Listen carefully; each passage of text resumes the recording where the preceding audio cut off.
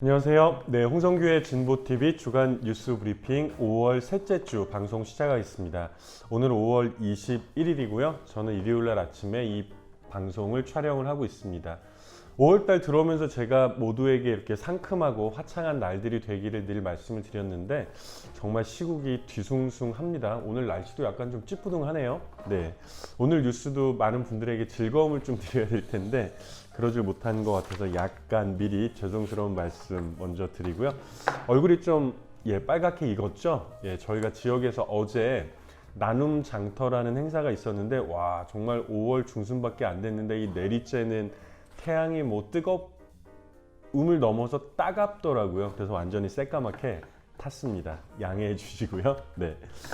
첫 번째 소식은 노동부문 소식인데요. 화물과 건설 다음 타겟은 공공부문 노조다. 일단 제목에서부터 심상치가 않죠. 매일 노동 뉴스 소식이에요. 이정식 고용노동부 장관이 17일 날 정부 서울청사에서 공공부문 479개 기관의 단체 협약을 살펴본 결과 179개 기관, 그러니까 약 37.4%, 절반이 좀 안 되는 숫자니까 어마어마한 거죠. 여기에서 관계 법령을 위반해서 불법 또는 무효로 판단되는 내용이 확인됐다면서 시정명령 계획을 밝혔어요. 사실은 한마디로 말하면 이제 공공부문에 칼을 들이대겠다라고 하는 거죠. 제목에서는 화물과 건설 다음 타겟은 이라고 했지만 중간에 택배 노조도 있었고요. 사실 지금 윤석열 정부 취임 1년밖에 안 됐지만 노동계 각 영역에 대한 일단 민주노총 전체를 악으로 규정을 하면서 분명히 헌법에 보장되어 있는 노동자들의 정당한 권리이자 조직임에도 불구하고 민주노총을 악으로 규정하면서 민주노총에서 가장 활발하게 활동을 벌이고 있는 노동조합들에 대해서 차례차례 순차적으로 계속해서 칼을 겨누고 있는 양상입니다. 근데 이 정부 조금만 더 들어가 볼까요? 예를 들면 정부에서 불법 또는 무효로 판단된다 이렇게 얘기되는 내용들이 정말 터무니없다는 거예요. 예를 들면 조합원의 복지 예산을 편성할 경우에 노조와 사전 합의를 한다 이런 규정이 있는 단체 협약이 있죠. 근데 얘기를 들어보면 당연하잖아요. 조합원의 복지 예산을 편성할 때 노동조합의 의견을 물어본다, 사전 합의를 한다 이런 것들이라든지 구조조정이나 조직 개편 등을 이유로 정원 축소, 금지 및 노사 합의로 정원을 조정하는 것, 즉 구조조정이나 조직 개편은 노동자들에게 근무 조건과 관련해서 굉장히 중요한 해고까지 이어질 수 있는 이런 사안이잖아요. 노동조합과 미리 합의를 한다. 이게 왜 불법이라는 거죠? 예를 들면 5월 중에 1일 특별 휴가를 부여하도록 단협에서 규정했다. 예를 들면 5월에는 노동절이 있는데 공무원들은 직접 쉬는 날은 아니거든요. 그러니 하루 정도의 특별 휴가를 부여한다. 이런 것들을 노동자와 사용자 사이의 노동조합을 통해서 충분히 합의가 가능한 사항인데 이런 것들이 다 칼날을 들이겠다고 하는 겁니다.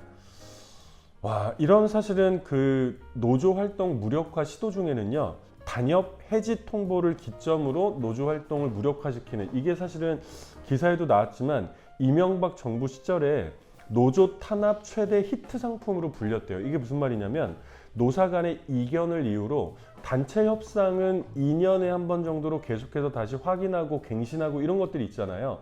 근데 노사 간의 이견으로 단협의 유효 기간이 끝난 뒤에도 체결하지 않으면 무단협 사업장이 되고 그 피해를 노조가 계속 받는 이게 사실 이명박 정부 때 횡행했던 건데 이것을 다시 끌어오려고 하는 것이라는 겁니다. 그래서 노동부에서는 이 불합리한 지침을 개정할 때 인센티브를 주겠다. 사실 이거는 어디에 평가가 되어 지금 공공부문이잖아요.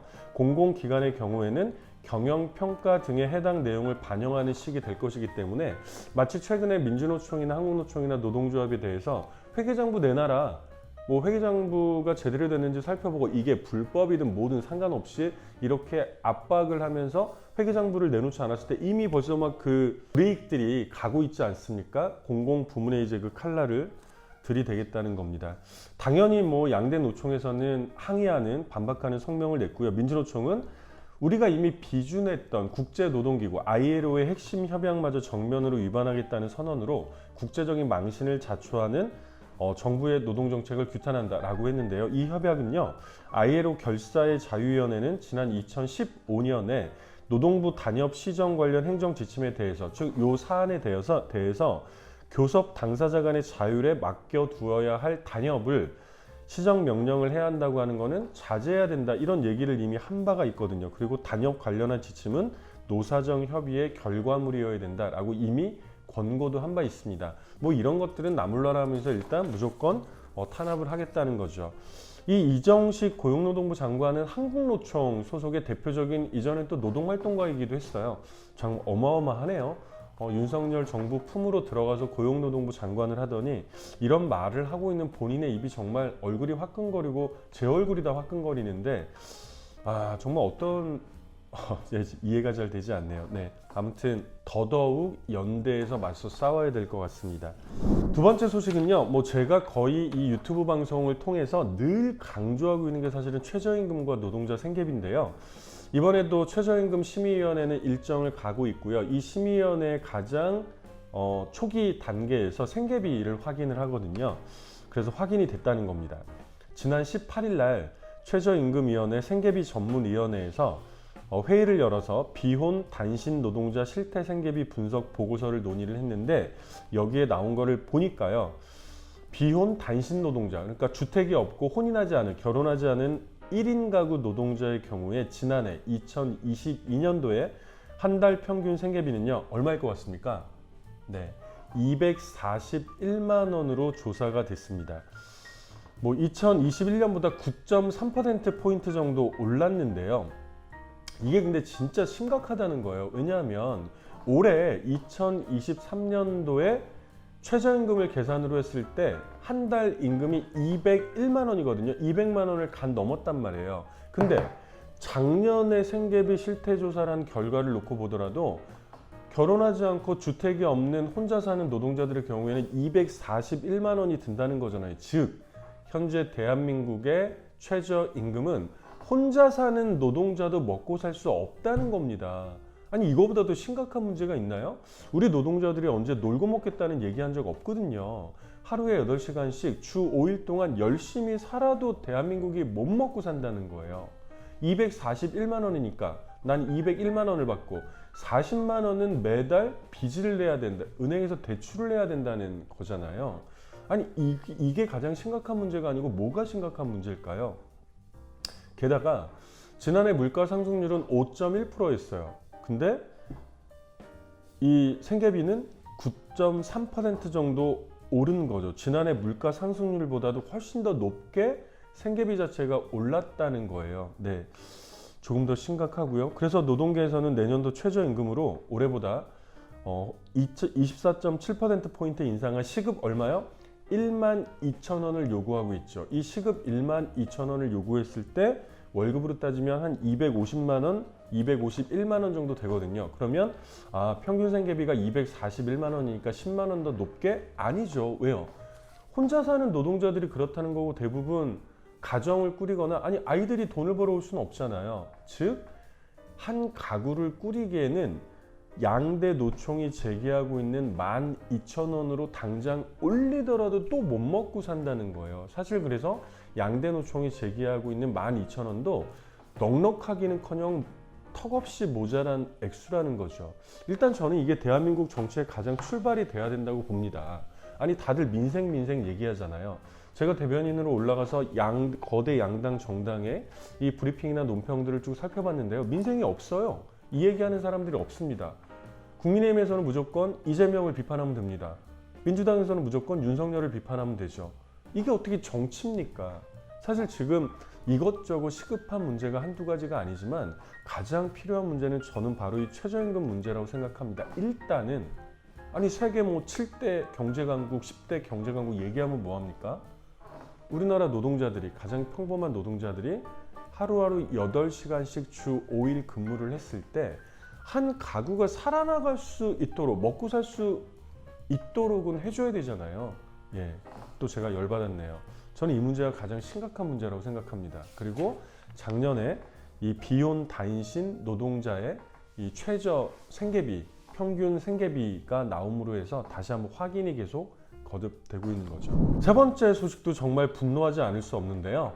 뭐 진보당, 뭐 저도 이제 진보당 당원이고 현재는 진보당 대변인이기도 한데 원내 정당으로 들어갔으니까 이 원내 정당이 된 진보당에 대해서 여전히 정치 사찰이 불법적인 정치 사찰이 이루어지고 있다는 겁니다. 지난 16일 날 있었던 일이고요. 진보당 경기도당 사무실이 수원역 근처에 있거든요. 이 경기도당 사무실 앞에서 1층에서 누가 막 그 우편함을 사진을 찍고 건물을 사진 찍고 그 신원 미상의 남자 2명이 이래가지고 1층에 진보당 사무실은 6층에 있거든요. 경기도당 사무실을 방문하려던 당원이 올라가서 이상한 사람이 있다 그래서 내려가서 이 사람들을 잡았어요. 그러나 이 사람들은 자신의 신분을 밝히지도 않았고 그래서 지구대 파출소에 신고를 해서 이 사람들이 왔어요. 근데 더 황당한 건 파출소 순경들이 이 사람들의 신분을 확인하더니 신고를 했던 진보당 관계자들에게만 알려줄 수 없다라고 얘기하면서 본인들은 신분을 확인을 했다. 뭐 핸드폰으로 촬영하는 게 뭐가 이상하냐 이랬다는 거예요. 그래서 자체적으로 어떻게 조사를 했냐면 이 이상한 사람들의 사진을 찍어가지고 진보당에서 자문을 의뢰하는 변호사한테 보여줬더니 변호사 이 사람들 건설노조에 압수수색으로 왔던 서울경찰청 소속의 형사들입니다. 경찰관이에요. 이렇게 확인을 한 거죠. 이래서 바로 다음날 국회에서 기자회견을 열었고 진보당에 또 강성희 의원이 있잖아요. 강성희 의원실에서 서울경찰청에 공식적으로 공문을 보낸 거죠. 그랬더니 서울경찰청에서 확인을 한 겁니다. 자신들의 수사관들이 맞다고. 그러나 이 회신에서 뭐라고 했습니까? 일단 첫 번째는 건설노조 불법 정치자금 관련한 수사였고 나머지는 확인해 줄 수 없다. 신분을 왜 밝히지 않았냐? 강제 수사가 아니니까 신분을 밝히지 않았다. 뭐 이런 말도 안 되는 얘기들을 했다는 거죠. 엄연한 정치 사찰인데요. 하나씩 좀 보면요. 일단은 강제 수사한 사실이 없으니까 신분증 제시 요구에 응할 의무가 없다라고 서울경찰청은 공식적으로 밝혔지만 아니 법에 대해서는 경찰이 가장 잘 알 거 아니에요. 그리고 모든 법이 아니라 경찰관의 정보 수집 및 처리 등에 관한 규정이 있거든요. 이건 경찰관은 당연히 알고 있는 사항인데 여기서 뭐라고 했냐면 경찰관은 정보 수집 또는 그를 위한 사실 확인을 하려 할 때 상대방에게 자신의 신분과 정보 수집 목적을 설명하게 되어 있거든요. 이거 어긴 거예요, 스스로. 그리고 무엇보다 진보당 경기도당사는요. 네이버만 치더라도 주소가 나오는데 이 주소에 그대로 당사가 있고 1층과 6층에 있다 있잖아요. 1층에 이 건물 현황을 알려주는 표지판과 엘리베이터 내에도 6층에 진보당 경기도당 당사가 있다는 게 다 확인이 되어 있는 거죠. 누가 보더라도 엄연한 불법 사찰이 아닐 수 없는데요. 게다가 이들이 문제 삼고 있는 건설노조의 불법 정치자금이라고 하는 게 2018년도라고 알려져 있거든요. 그럼 지금부터 약 5년 전의 일이거든요. 사실 진보당은 매년 선관위에 회계 보고를 하게 되어 있고 그때는 아마 민중당 시절이었을 거예요. 그리고 당사도 바뀌었고 컴퓨터도 바뀌었고 등등 내지는 궁금하다면 진보당에 공식적으로 공문을 보내면 되잖아요. 회계 자료를 요청하거나 선관위의 회계 자료만 일단 확인을 해도 될 거예요. 근데 경찰은 버젓이 이렇게 공당에 원내정당에 와서 바깥에서 불법 사찰을 하고 있다는 거죠. 그래서 진보당 경기도당은 우려하고 있는 겁니다. 전체 뭐 노동자 농민 할 것 없이 뭐 최근에 종교계까지 해가지고 윤석열 정권 퇴진하라 이런 얘기들이 막 높아지고 있으니까 이 화살을 다른 데로 돌리려는 것 아니냐. 공당에 대해서 뭐 압수수색이나 정치 탄압 이런 것들로 연결 지으면서 시선과 주목을 다른 데로 옮기려고 하는 것 아니냐. 왜? 이전에 박근혜 때도 그런 일이 있었고 이명박 때도 그런 일이 있었고 매번 그런 일들이 있었기 때문에 충분히 의심할 수 있는 정황이 아니냐라고 우려를 하고 있는 거죠. 저는 진보당 경기도당의 우려가 굉장히 설득력이 있다고 생각을 합니다. 예. 당장 사실은 경찰이 지금 해야 될 일은 경찰관의 직무 규정까지 어겼던 자신들의 불법 정치 사찰 관련해서 서울경찰청장이 해명을 하고 사과부터 해야죠. 지금 완전히 뭐 발뺌하고 오리발 내밀고 있는 형국이거든요.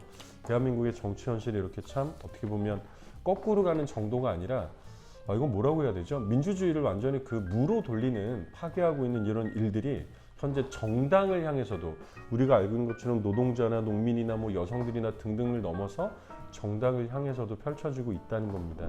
아까 좀 아까도 제가 이 윤석열 정권에 대한 이 정말 도저히 못 살겠다, 더 이상은 못 살겠다 이 퇴진 요구들이 터져나오고 있다고 하는데 제일 먼저 불을 당겼던 건 천주교의 신부님들이셨죠. 정의구현 사제단에서는요 벌써 월요 시국미사 아마 이런 이름일 것 같아요. 뭐 전주라든지 뭐 그 수원교구청 성남에서 진행을 했었고 등등 하고 있고요. 또 엊그제는 기독교의 목사님들께서 이 퇴진, 행진을 하기도 하셨는데 불교계 시민사회단체들도 이 윤석열 퇴진 시국 법회를 열겠다고 나섰다는 소식입니다. 불교계 시민사회단체들은 어제 토요일 날 오후 3시에 4대 매국 윤석열 검사 독재정권 퇴진과 천만 불자 참회를 위한 범국민 시국 법회 1차 야단 법석을 열었습니다. 예, 제가 기사는 열겠다고 한 것이었는데 불교계에서는 이런 집회를 또 야단 법석 이렇게 얘기를 하더라고요. 이날 시국법회는 부처님 오신 날은 일주일 앞두고 연등회가 열리는 서울시청과 숭례문 대로에서 오후 3시부터 진행이 되었다고 합니다. 준비위원회는요, 오늘 우리는 만해 스님의 길을 따라 나선다. 제2의 독립운동을 벌인다는 각오로 윤석열 퇴진에 죽비를 든다라고 말씀을 하셨고, 아까 제가 이 시국법회 명칭을 얘기할 때 참회라는 말이 천만 불자 참회, 어떤 참회지? 이건 뭐냐면요, 우리 불자들은 국민 앞에 진심으로 참회한다. 지난 대선을 코앞에 두고 강행한 승려대회는 명백한 선거 개입이었다. 무슨 일이 있었어요? 당시에 그 야당 의원의 봉이 김선달, 여기서 말하는 야당 의원은 당시에 더불어민주당이죠. 봉이 김선달이라는 발언을 문제 삼아서 스님들의 63%가 반대하는데도 종단은 승려대회를 밀어붙였다. 그 결과 윤석열 정부가 근소한 표 차이로 탄생했다. 종교 권력과 정치 권력이 결탁한 최악의 사례라고 얘기를 하면서요, 우리는 불교계가 윤석열 정권 탄생에 결정적 역할을 한 것을 깊이 참회한다. 결자 해지의 심정으로 윤석열 퇴진을 위해서 용맹정진하겠다. 오늘의 공익은 윤석열 퇴진이다 라고 말씀을 하셨습니다. 어제 뭐 잘 하셨는지 다시 기사를 한번 찾아봐야 되겠네요. 당연히 잘 하셨겠죠. 중요한 것은요, 온 국민이 들끓고 있다는 겁니다. 민주노총을 위시한 노동조합, 아까 늘 소식을 전해드리고 있잖아요. 농민들 같은 경우는요, 양곡관리법을 거부, 이게 거부권 행사의 첫 번째 문제였죠. 빈민들은요, 지금 뭐 그 민주노련이라고 해서 노점상 연합 의장님이나 등등 그 빈민들 간부들이 지금 다 감옥에 수감돼 있어요. 윤석열 정부 들어오고 나서도 감옥에 집어넣어 버렸단 말이에요. 여성들은요, 여가부 폐지 문제를 가지고 난리가 아니었죠. 청년들, 성소수자들, 장애인들, 작년에 사실은 가장 뜨거운 투쟁이 장애인 이동권 투쟁이었잖아요. 이런 각계각층의 우리 서민들, 국민들 뿐만이 아니라 이제 종교계에서도 천주교에서, 기독교에서, 불교에서 등등 사실은 이 대한민국 국민치고 지금 윤석열 정부를 환영하고 있는 이런 국민들을 거의 찾아볼 수 없는 지경이라는 겁니다. 예, 이게 불과 취임 1년 하고 나서 1년 딱 하고 나서 지금 벌어지고 있는 상황들이라는 겁니다. 심각한 상황들이죠. 마지막 5번째 소식입니다. 와, 진짜 이것도 진짜 저는 지난주에 있었던 소식 중에 가장 정말 이렇게 이제 저도 나이가 50인데 정말 이 피가 확 솟구치는 듯한 느낌을 받았는데요. 최근에 이제 가장 지난 5월 1일 날 양회동 건설 노동자께서 스스로 몸에 불을 붙이고 돌아가셨습니다. 근데 이걸 가지고 조선일보죠. 네, 조선일보에서 이걸 조선일보 보도들이요, 어떤 게 났냐면 지난 16일 날에는 건설 노조원 분신의 순간에 함께 있던 간부는 막지도 불 끄지도 않았다. 즉 방조했다. 죽음을 방조했다. 이런 얘기를 해가지고 또 난리가 났었는데, 당시에 이 기사는 취재도 제대로 하지 않았던, 그래서 이 CCTV, 현장에 CCTV를 켠 거잖아요. CCTV를 딱 보면 이 불을 막 붙이려고 하는 그 순간에 이렇게 몇 미터 옆에 있던 간부가 조선일보 기사에 따르면 몸을 돌려서 휴대폰을 조작하고, 근데 이게 다 사실이 아니었다는 겁니다. 이분이 현장에 도착했을 때는 이미 양회동 지대장이 몸에 휘발성 물질을 뿌리고 한 손에 라이터를 든 채 주변 사람들에게 다가오지 말라고 경고하고 있는 상태였고, 어떻게 막 그런 상황에서 어떻게 막 다가갈 수가 있습니까? 그래서 이분은 노조 지부장에게 급하게 연락하느라고 휴대전화를 든 건데, 이걸 마치 위급한 순간에 방조한 것으로 날조를 해버렸던 거죠. 경찰이 오히려 다른 언론과의 취재에서 뭐라고 얘기했어요? 바닥에 신나라고 보통 부르죠. 신어가 뿌려진 상황에서 곁에 다가갔다면 말리던 사람도 위험에 처할 수 있는 상황이었던 것으로 보인다. 그리고 현장에 있었던 YTN 기자도 동료분이 도대체 왜 이래 이런 말을 하는 거를 들었다. 만류하고 있었다는 거죠.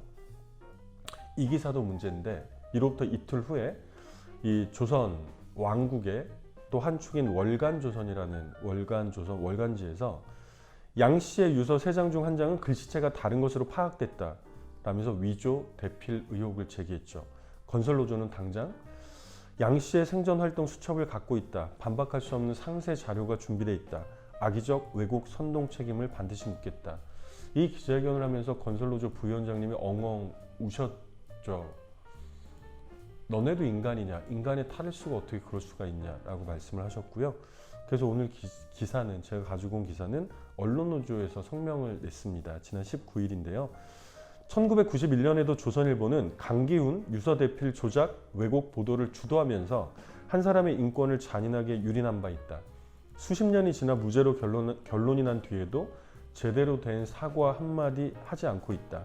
이렇듯 한국 언론사에 중대한 오점을 남겼던 조선일보 집단이 또다시 같은 방식으로 인권을 유린하고 언론 자유의 본질을 왜곡하고 있다. 저널리즘 원칙에서 일탈한 반언론 행위로 규정하며 기사 삭제와 공식적인 대국민 사과를 엄중히 요구한다. 뭐 더 이상 뺄 말도 보탤 말도 없고 저는 사과해서 끝날 것이 아니라 이건 뭐 이제 문 닫아야 되지 않겠습니까? 조선일보는 보통 우리가 기사 삭제, 그러니까 정정 보도문 뭐 그리고 우리가 뭐 이렇게 언론 중재위에 신청을 해가지고 정정 보도를 받는다든지 어떻게 보면 그것이 조선일보처럼 거대한 언론이든 지역에 있는 1인의 작은 인터넷 언론이든 기사를 삭제하는 것은 사실은 언론인들에게는 가장 수치스러운 일일 수 있죠. 언론 노조에서 조선일보에 이 기사 삭제를 공식적으로 요구를 하고 있는 겁니다. 그리고 대국민 사과를 엄중하게 요구를 하고 있는 거죠. 뭐 이런 조선일보는 사실 이런 식이라면 언론이라고 볼 수도 없는 거죠. 뭐 고인의 어떤 뭐 명예 뭐 등등 이런 문제를 다 떠나서 정말 건설노조에서 그리고 함께 기자회견했던 것처럼 인간의 탈을 쓰고 너네도 사람이냐? 라는 말이 정말 나오지 않을 수가 없습니다. 네. 오늘도 이렇게 5가지 소식 전해드렸습니다. 서두에 말씀드린 것처럼 뭐 화창한 5월 한복판에 모두에게 좋은 일이 일어나기를 기원을 드리고 싶지만 대한민국의 시국은 그 어느 때보다도 뒤숭숭한 것 같습니다. 우리 시민들의 날카로운 눈과 현명한 지혜 그리고 용기 있는 행동이 어느 때보다 필요한 시기가 아닐까 싶습니다. 오늘도 이렇게 홍성규의 진보TV 주간 뉴스 브리핑 함께 해주셔서 고맙습니다. 구독, 좋아요, 알림 그리고 주변에 널리 알려주시기를 부탁드리겠습니다. 고맙습니다.